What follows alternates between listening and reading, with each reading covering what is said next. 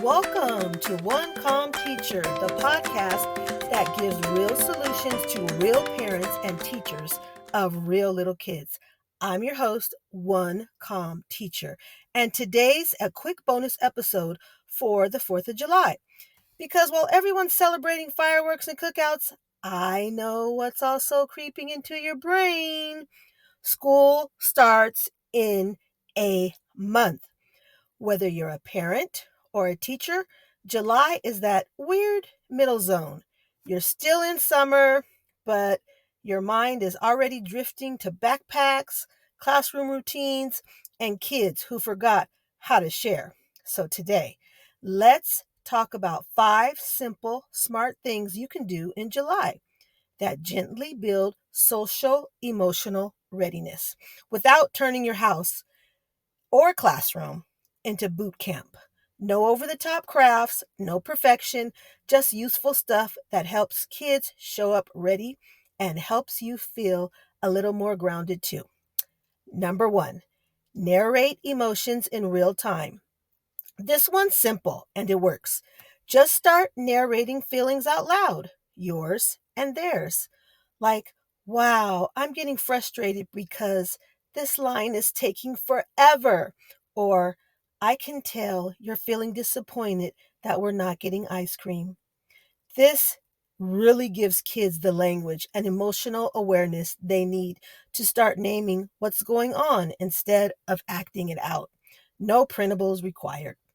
Number 2, practice one go to calm strategy repeatedly. Instead of introducing 10 calming tools in August, pick one now, like deep belly breathing, squeezing fists and releasing, or saying, I need a break. Practice it once a day, at bedtime, in the car, at the grocery store.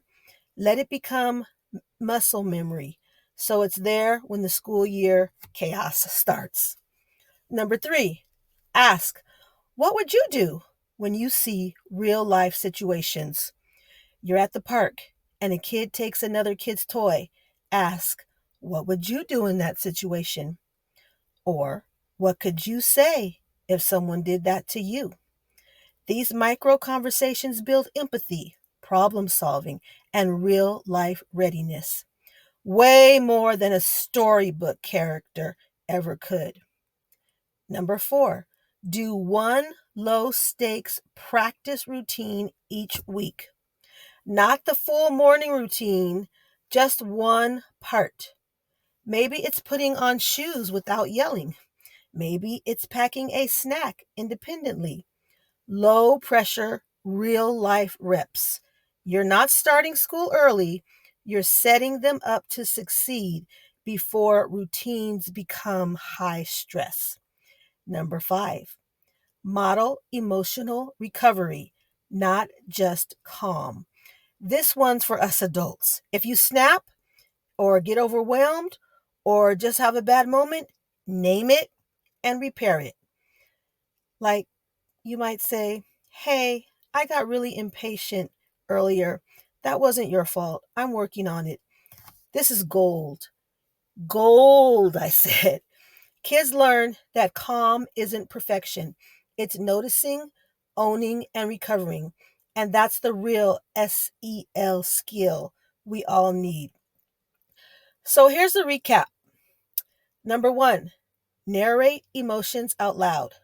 2, use real life moments to spark empathy questions. 3, practice one calming strategy consistently. 4, try low stakes practice with one routine each week. 5, model emotional recovery, not just calm. July doesn't have to be stressful, and it doesn't have to be wasted either. These 5 things are small, realistic, and actually help. No glitter glue, no sticker charts, just connection, practice, and being a little more intentional during the summer haze.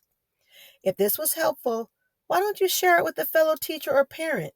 And come back next week for more ideas and support here on One Calm Teacher.